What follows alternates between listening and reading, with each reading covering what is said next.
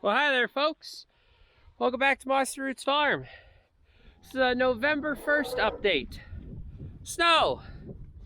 So I figure I'd do a little, what do you do in the snow type of deal here. Well, there's a few things that I do. One, check our water. See if it's froze. See how solid it is, if it is froze or not froze.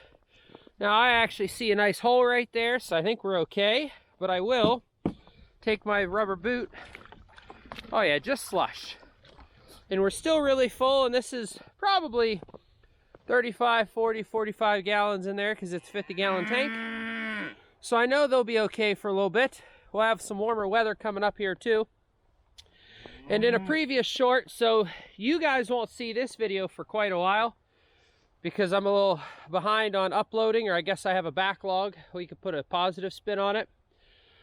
The soil temperatures are still 50 degrees, even though we have snow on the ground at 11 in the morning. 11 a.m., there's still snow on the ground. But what's awesome about that is it's insulating our garden hose. So you can see here, there's a garden hose under this snow, and that'll help keep the garden hose warm. Because if the ground temperature is 50 degrees and there's snow on top of it, it's a great insulator. So I always check the water. Then I'll check their food, and the only reason I'm checking their food is I've been doing something a little different. I was doing my test trials over here, trying to get these guys to eat up above the bales, but they just aren't getting the hint.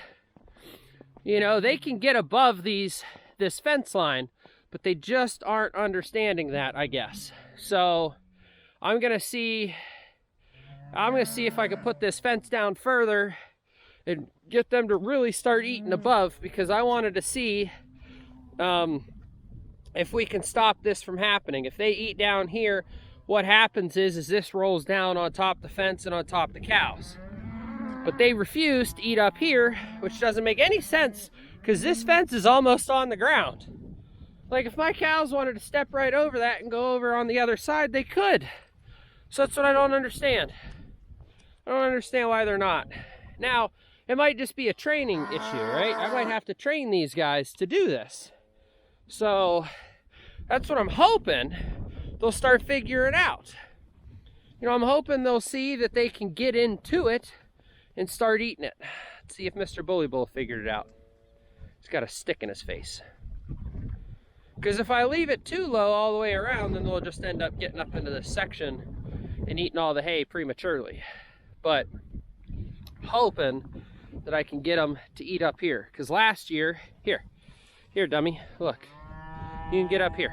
Last year what I was doing was training them to eat through the fence, and it worked, but I want to get them to eat up top, because when I trained them, they were doing exactly what they're doing now, and they're eating all at the bottom, not at the top, which means that they can't get to the hay.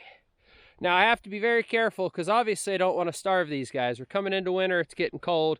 I don't want to starve them, but I want them to figure out that they can eat up above the fence line.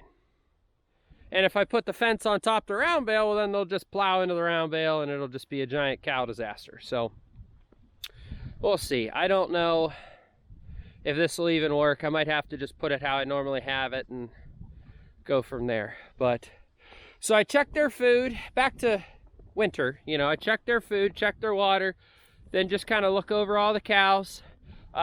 This mama here should be having a baby sometime soon. Same with this one. So since we're getting colder, we need to make sure that they either have babies in them or don't have babies in them. And then check on the daily to see if they have popped the baby out. So technically, this one's baby was born end of November last year.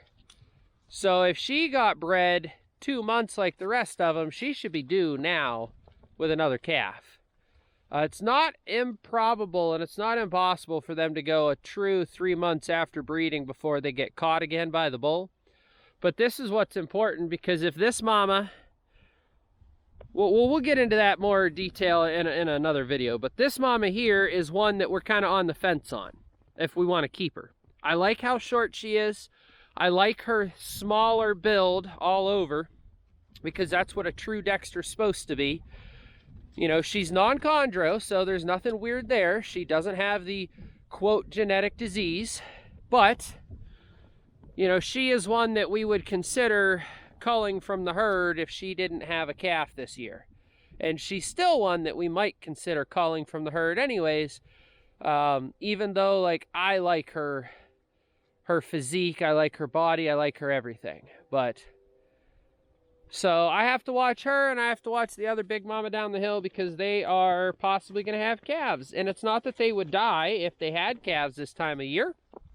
The calves that are in the barn were born this time of year, last year.